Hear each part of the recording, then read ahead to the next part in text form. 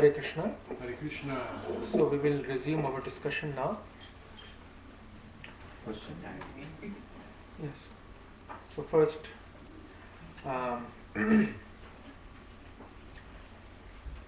so it has been described by Srila Shukadeva Goswami when the demigods are about to make their presence in the prison house of Devaki and Vasudeva. So it has been described by Shukadeva Goswami in the 25th verse of the second chapter of his 10th canto. Brahman bhavascha tatraitya munibhir naradadihi devai sanucharai sakam girbhir vrashanamaidayan. So the literal translation is that Lord Brahma and Lord Shiva, Lord Brahma, Bhavascha, Bhava means Lord Shiva, accompanied by great sages like Shri Narad Mahamuni, Shri Deval Muni, Shri Vyasadev, and by other demigods like Indra, Chandra, Varuna, they all invisibly have approached the room of Devaki, where they have all joined in offering their respectful obeisances and prayers to please the Supreme Personality of Godhead, who can bestow blessings upon everyone.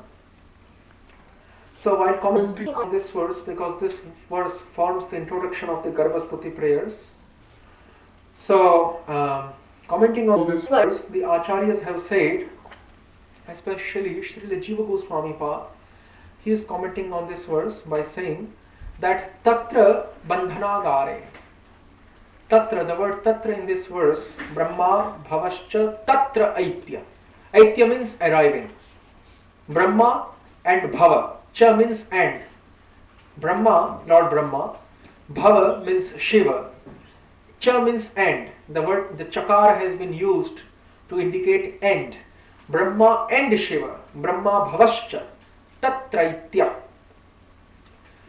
Aitya means arriving. Aitya means arriving. So arriving where? So it has been answered, arriving there. Tatra. Tatra means there. Brahma and Shiva arriving there. That is what is meant by the word Tatra here. Tatra literally means there. So here Srila Jiva Goswami he has explained what does it mean by the word there. So by the word there or Tatra, it means actually Bandhanagar. It actually means the place where Devaki and Vasudeva had been confined. Tatra Bandhanagare. Adi Shabdena Sanaka Divihi. And it is said that Munibhir Narad Adivihi. And Brahma and Shiva, it is not that only they arrived, but along with them, sages, beginning with Narada, sages, Munis, beginning with Narada, etc., they also arrived. Muni means sages, Munibhihi means sages, Narada, beginning with Narada, Adivihi, etc. Narada, not only one sage Narada, but other sages also accompanied by Narada, other sages also headed by Narada. Narada is the first among them. So while commenting on this phrase, Srila Jiva Goswami says that the word Adivihi or others, etc. Others means who? Who other sages? Who other sages were there who were accompanying Narad Muni? So Jiva Goswami is answering in his Vaishnava Toshni Tika, Sanaka Divihi. Sages like the four Kumaras, Vyasadev, Deval Rishi, etc. and Parvat Muni. All these Devarshis, these are all considered to be Devarshis. Actually the four Kumaras are considered to be Paramarshis. There are different gradations of sages. The first level of sages or Rishis is known as, the lowest level of Rishis is known as Rajarshis. Then higher than the Rajarshis are usually Kshatriyas who have been uplifted to the level of being a Brahmana, who have achieved Brahmanatva. Those Kshatriya kings who have achieved Brahmanatva, who have attained the Brahmanatva, or the status of Brahmana, they are known as Rajarshis. So above Rajarshis comes the category of Maharshis. Above Maharshis comes the category of Brahmarshi. So Vishwamitra and Vasishtha, these are Brahmarshis. Above Brahmarshi comes the category of Surarshi or Devarshi. Or the saints among Brahmins are known as Brahmarshis, and saints among the demigods are known as Surarshis or Devarshis. Sura means demigods, Deva also means demigods. So saints among the demigods. Narada is not considered to be a human being actually. Narada is not to be considered within human species. Narada is considered to be within species of demigods. And that is why he is to be considered sage within the demigod category. That is why he is known as Devarshi or Surarshi. And even higher than Narada's status is the status of the four Kumaras. The four Kumaras are known as Paramarshis, or the ultimate type of rishis. Paramarshis. This is the status that has been assigned to the four Kumaras. But here rather, a segregation has been made differentiating Narada's position from the position of the four Kumaras using some other method.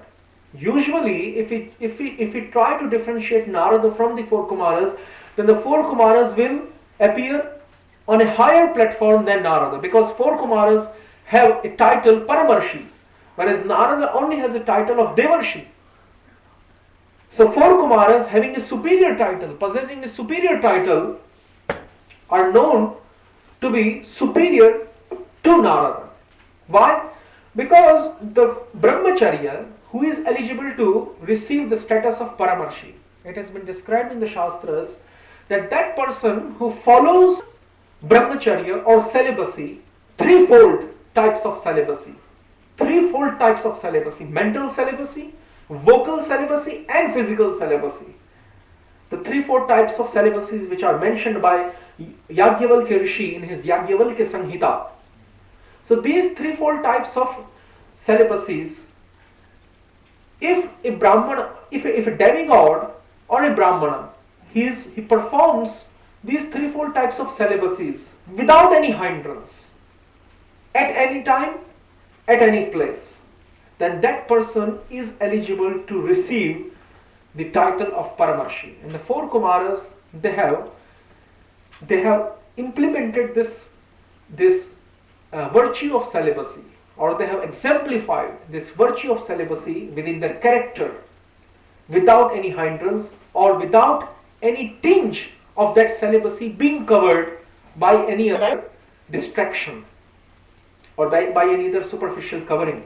And that is why, and the Narada, his celibacy has, although Narada is also considered to be Brahmachari, but Narada's celibacy has been at least in one place, the Narada celibacy has been considered the mental celibacy, not the physical celibacy, not the physical or not even the vocal celibacy, but the mental celibacy of Narada has been considered distorted at one particular time when Lord Narayana, he manifests, and this story has been mentioned within the Puranas, when Lord Narayana, he manifests as Vishwamohini, just in order to test Narada and to make him humble and submissive, because Narada had become very proud and arrogant. Narada approached Lord Shiva and told Lord Shiva, he challenged Lord Shiva, "Oh, you are my senior brother, elder brother, but what speciality you possess? Even though you are my elder brother,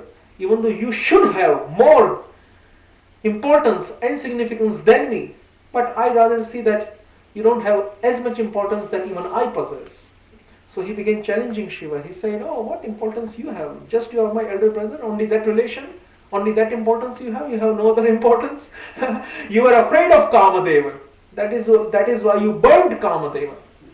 You burnt him to ashes by opening your third eye. Trinitra. By opening your third eye, you have burnt Kamadeva to ashes. You have burnt Cupid to ashes because you were afraid of his existence, that he might influence you. That is why you burned him. But I am not afraid of Kamadeva. I can challenge Kamadeva even when Kamadeva is alive, and even when Kamadeva is trying to test me. I will let Kamadeva test me and then I will be successful. And I have full confidence in my capacity.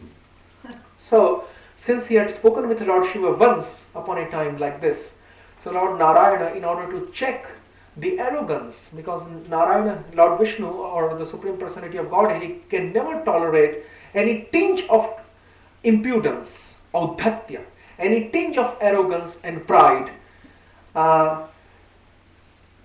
covering the real nature, the real submissive and humble nature of his devotee. And that is why in that prasanga, in that story of Vishwamohini, it has been seen that by Lord Narayana's desire, Narada's celibacy, at least mental celibacy, had become checked or distorted for a time being. So the four Kumaras have very unique position in this whole Brahmanda as Paramarshis. They have this special title of Paramarshi, which even Narada cannot possess. So superficially speaking, it seems that while if we take brahmacharya or celibacy into context, then the four Kumaras seem superior to Narada, but this is not the case here. Because on the devotional path, Narada is more superior to the four Kumaras. And this is what Jiva Goswami Pad is trying to say here. And this is why Shukadeva Goswami, being a pure devotee in his heart, he knows the difference pervading between Narada and the four Kumaras, and he knows that Narada is superior to four Kumaras in devotional terms, not in the terms of celibacy, but in devotional terms. And that is why he rather insists on directly taking the name of Narada and indirectly mentioning sages like Vyasa, Deval, Asita and the four Kumaras by the word Adi, etc. And what's the reason? The reason has been described. Why Narada has been considered to be superior to the four Kumaras. The reason has been described there in the Upadeshamritam, in the Nectar of Instruction of Srila Rupa Goswami. Srila Rupa Goswami has described the reason why Narada is superior to the four Kumaras in devotional terms. He says that Karmibhyah parito hareh priyataya vyaktim yayor jnaninah tebhyo jnana vimukta bhakti paramaha premaika nishthastataha तेभ्यस्तः पशुपाल पंकजृषः ताभ्योऽपि साराधिका प्रेष्ठा तद्वतीयं ततीय सरसी ताम्नाश्रयेत् कः कृते. He says that karmibhyah, higher than the sakamkar, higher than the papacharis or duracharis, or those who perform sinful activities which are prohibited by the injunctions of the Vedas, are the sadacharis, or those who perform punya karma, but with fruitive desires. Those who are sakamis, those who are fruitive minded, those who are fruitive actors, who performed pious activities mentioned in the Vedas like yajna, dana, vrata, dharma, tapasya, etc., charity, austerity, penance, sacrifice, etc. All these pious karmakand activities, those who perform with fruitive desires in mind, they are considered better than those who are sinful. But even better than these sakama karmis or fruitive minded actors, fruitive actors, are the nishkama karma yogis, those who perform their prescribed duties without being attached to the results of their actions. Karmanye vadikaraste ma phaleshu kadachana ma karma phala heturvur ma te sangostva karmani. Yes, 3rd chapter of Bhagavad Gita. So, but even better than these Nishkam Karma Yogis are the Jnanis, who have reached the status of Prakritehe Kriyamanani Gunaihe Karmani Sarvashaha Ahankara Vimudhatma Karta Aham Iti Manyate. Those who have reached the status of not considering, not identifying themselves at all with their gross and subtle bodies, and who have practically been uplifted to this platform of not identifying themselves with their gross and subtle bodies, and who consider themselves to be pure spirit souls. Those jnanis are better than these nishkam. But even better than those jnanis are those who have forsaken jnana marga completely. Those who have rejected, those who have abandoned the jnana marga completely, by considering the supremacy of prema bhakti and by considering the inferiority of mukti in comparison to prema bhakti. They have, and also by comparing the superiority of sadhana bhakti on top of jnana. So they have rejected both mukti and jnana, and now they have made the ultimate goal of their life to be prema bhakti, and in order to attain that prema bhakti, who have taken on to devotional path sadhana bhakti. They are to be considered as jnana vimukta bhakti paramaha. By reading the statements of shastras like Kleshodhikarastesham avyakta asakta chetasam avyakta hi gatir dukkham dehavat virvapyate of the 12th chapter of Gita, and by reading the shlokas of Bhagavatam like Jnane Prayasa Mudapatya Navanta Eva Jivanti Sarvakaritam Bhavadiya Vartam Sthane Sthitaha Shrutikatam Tanuvang Manobhirye Prayasho Jita Jitopyasita Istri, and by considering statements of Lord Krishna in Bhagavad Gita like Brahma Bhutaha Prasannatma Na Shochati Na Kankshati Samaha Sarveshu Bhuteshu Mad Bhaktim Lavate Param. Even a Jnani, when he comes into contact with a pure Mahabhagavat devotee, he becomes changed, he leaves his Jnana Marga and takes on to Bhakti Marga, and then attains Para Bhakti or Prema Bhakti. And also by reading statements like Atma Ramascha Munayo Nirgrantha Api Urukrame Kurvanti Haitukim Bhaktim Itham Bhuta Gano Harihi, reading such statements from the Shastras, and also the statement mentioned within the conversation of Narada and Vyasa there. What does Narad Mahamuni say to Vyasadeva? He says, Naishkarmyam apyachyuta bhava varjitam nashobhate jnanamalam niranjanam kutah punah shashvada bhadram ishware nacharpitam yasya karanam. He says that, Narad Muni says that Naishkarimim apyachyuta bhava varjitam. What to speak about those fruitive activities which are completely material and which are completely abhadra swarupa, which are completely inauspicious for the living entity. Why? Because even those pious activities which are performed with material motivations, with fruitive desires in the mind, even those pious activities, they bind the performer. Within the 84, within the cycle of the 84, 100,000 species. And that is why they obstruct the path of liberation. And that is why even performing pious activities mentioned in the Vedas with fruitive desire is considered an obstruction on the path of liberation. They are also binding. They are also inauspicious ultimately for a living entity. That is why Sakam Karma is not all inauspicious. But even that Nishkam Karma, and what to speak of that Nishkam Karma, even that Gyan, which is not offered to the Lord, and which does not have even a tinge of Achyuta Bhava mixed within it, Gyan Mishra Bhakti mixed within it, that Gyan and that Nishkam Karma has to be totally rejected. It is just like Tushavadhatinam, just like beating the empty husks of a paddy plant. Naishkarimam apyachyuta bhava varjitam nashobhati jnanamalam niranjanam. So, by reading such statements of the Shastra, one rejects. And then Narad also says that ko vartha apto abhajatam swadharmatah. If one is not able to perform devotional service rightfully, in a proper way, if one is not able to perform sadhana bhakti or devotional service in a proper way, he has lot of obstructions and lot of hindrances on his path of performing devotion. But even he is better than that Nishkam Karmi and that Jnani who performs his prescribed duties of Varnashrama Dharma without any flaw, without any discrepancy, without any mistake. That Nishkam Karmi and that Jnani who perform that Varnashrama duties without any flaw, mistake or discrepancy, they do not get anything. Rather, that devotee who performs his devotional service with many flaws, he gets better result than those Nishkam Karmis and Jnanis. So by reading these such statements of Shastra and understanding the futility of Nishkam Karma, Jnana, Sakam Karma, etc., when one takes on to the Bhakti Marga, Tebhyo Jnana Vimukta Bhakti Paramaha. So Sanakadis, the four Kumaras, Tasyara Vinda Nayanar Vinda, Kinjal Kamishra Tulasi Makaranda Vayu, that shloka comes. That shloka comes in the third canto of Srimad Bhagavatam. That Kinjal Kamishra Tulasi Makaranda Vayu, when the four Kumaras have entered into Vaikuntha, at that time they have smelled from distance the fragrance emanating from the Tulsi birds, the Tulsi manjaris, the Tulsi leaves, and the lotus flower, and the Charnamritam, and the water which has washed the holy feet of the Lord Narayana.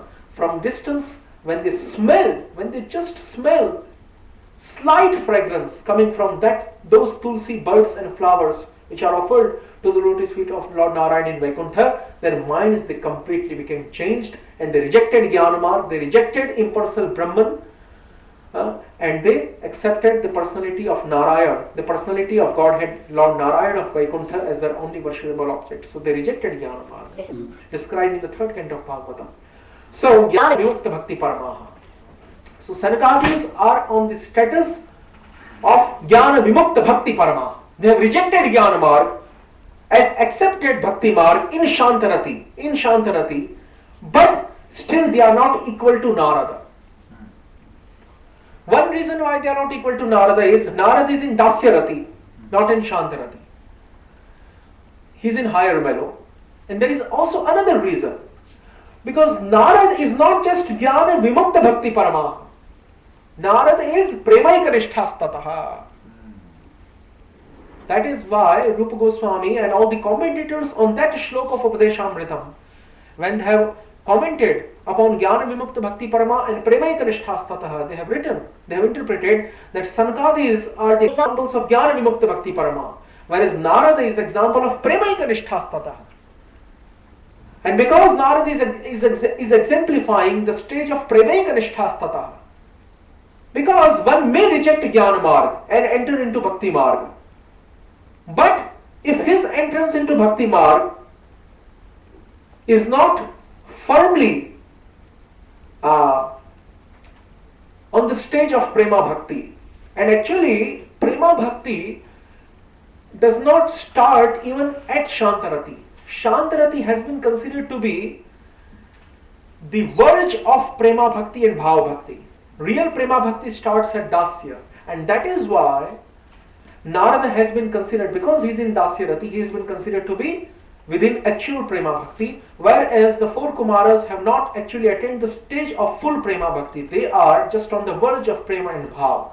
And that is why they are only Jnana Vimukta Bhakti Paramaha. They have only accepted the path of devotion, but they have not really entered into Prema Bhakti. And that is why here Narada is considered better than the four Kumaras. And that is the reason that even though four Kumaras are considered as Paramarshis and Narada is considered Devarshi, still Narada, in speaking in devotional terms, is on a higher level than the four Kumaras. That is why four Kumaras have been considered to be etc.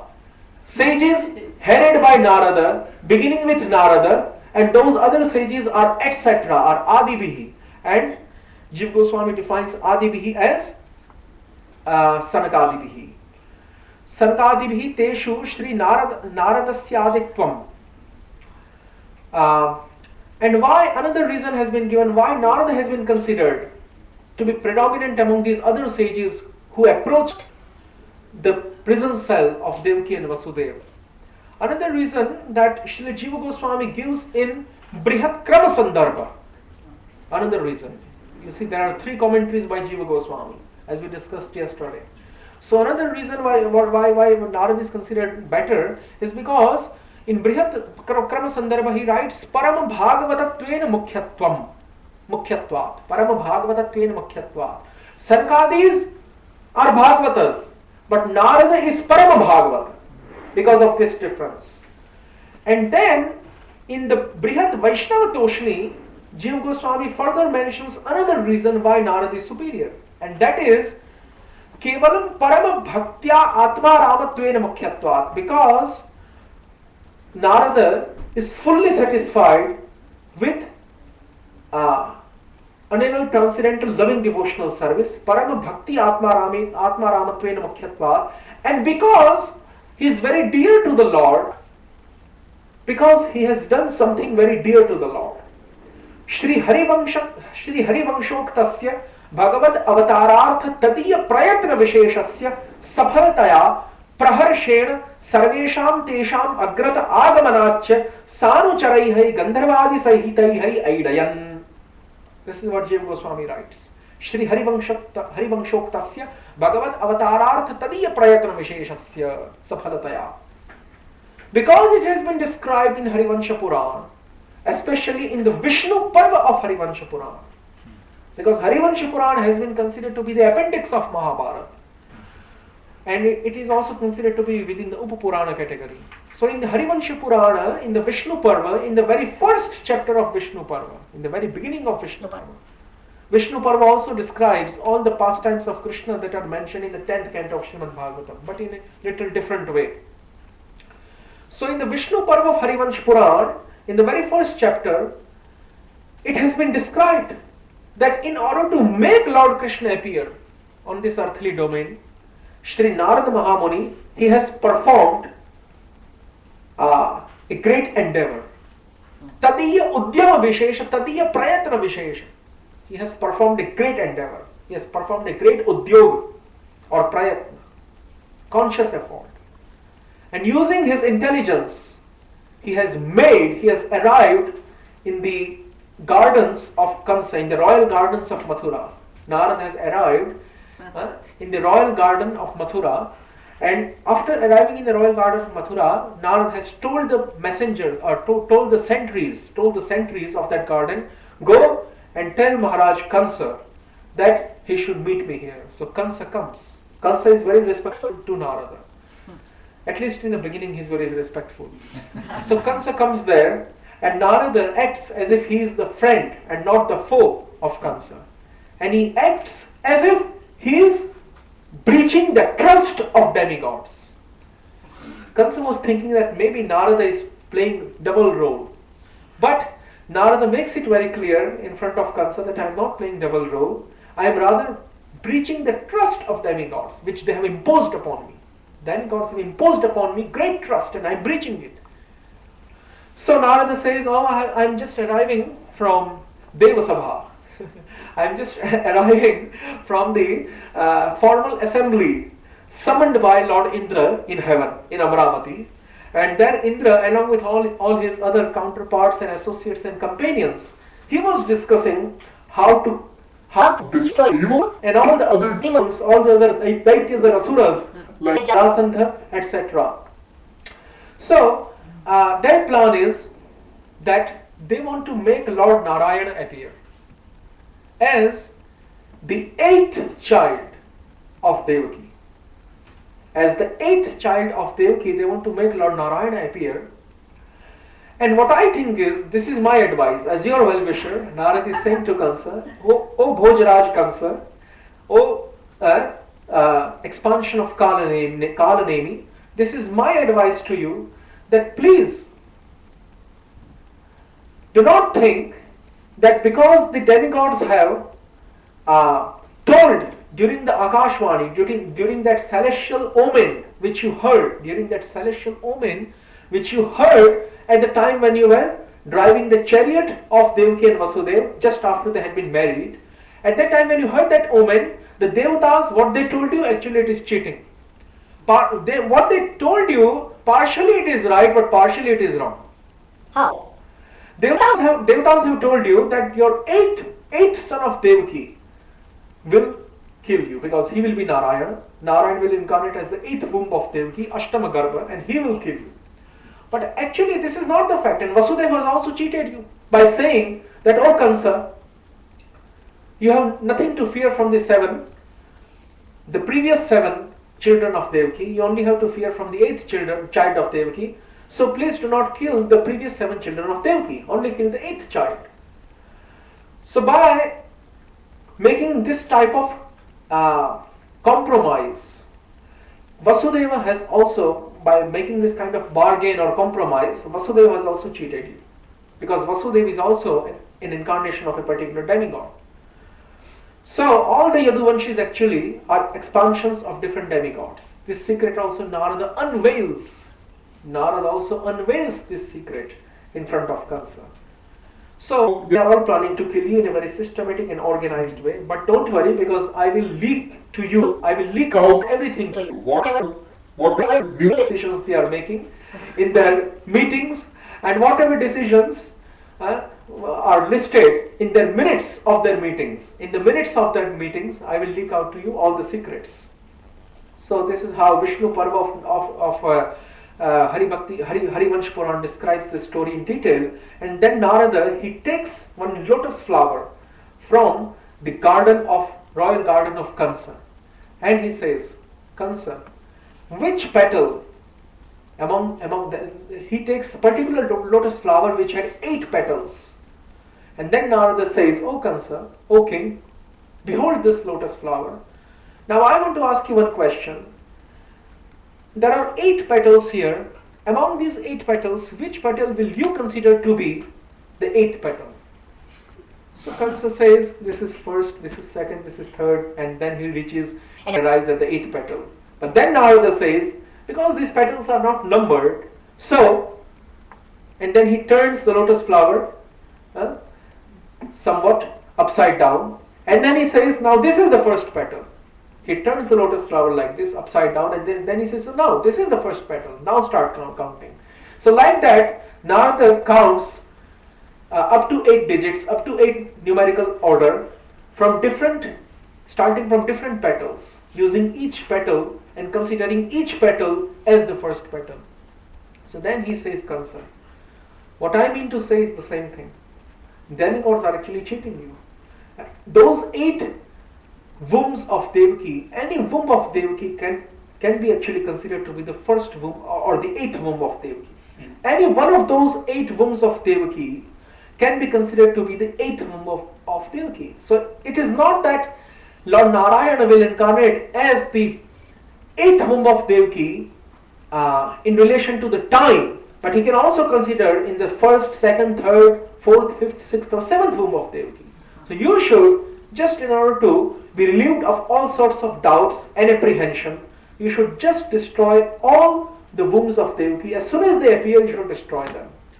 So this is how Narada convinced Kansa, and this is how Kansa again broke his promise, and he started killing all the 6 children of Devaki. Now what is the rahasya here? What is the rahasya? Who are these 6 children of Devaki? These 6 children of Devaki were actually the Shadgarbha Daityas. This is also mentioned in the same chapter of Harivishnu Purana Vishnu Parva. When Narada goes there, in the same chapter this story is described, that in Satya Yuga, when Hiranyakashipu was ruling over the entire universe, having defeated the demigods headed by Indra, when Hiranyakashipu usurped the whole power of the whole universe, at that time Hiranyakashipu had Hiranyaksha had one son, because Hiranyaksha was actually elder to Hiranyakashipu. Hiranyakashipu is younger brother, Hiranyaksha is elder. So Hiranyaksha had one son known as Kalanemi. And Kalanemi, he also had 6 sons. So Kalanemi had 6 sons known as Shad Daityas. Actually their names are also given there in Harivansh Puran. So Kalanemi had 6 sons. And in one sense, these 6 sons of Kalanemi were like the grandsons of Hiranyakashipu, were like the grandchildren of Hiranyakashipu. Because they were not his grandchildren, but they were the grandchildren of his brother, Hiranyaksha. So, but Hiranyakashipu, he had made this law, if you will read the 3rd canto of Bhagavatam, he had made this law, and also in the 7th canto, that after usurping the whole power of the universe, he declared that in the whole universe, in all the places, at all the times, only I should be worshipped as the Supreme Personality of God. This is the law that Hiranyakashipu had made. And anyone who will defy this law will be sentenced to death, will be given allotted death penalty. So at that time, these 6 children, Prahlad had defied this law. But along with Prahlad, these 6 children of Kalanemi, they had also defied this law. But instead of worshipping Vishnu like what Prahlada did, instead of worshipping Vishnu, they did not worship anyone. They say, oh, he is our grandfather, he is not God, he is just our grandfather, so we will not worship him. But Hiranyakashipu was so power greedy, and he was so much greedy for respect and adoration and respect, that He did not like this act of the Shadgarbha Daityas.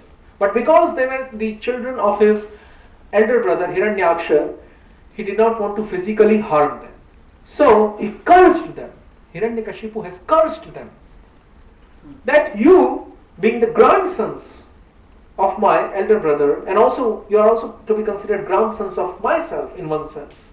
But still you are not respecting me, you are disobeying me just like Prahlad is doing. So I am giving you curse that since you are not worshipping me, you will have to die through the hands of your own father, that is Kalnevi. So, in order to fulfill that curse of Hiranyakashipu, these 6 sons, known as Shadgarbha Daityas, appeared as the 6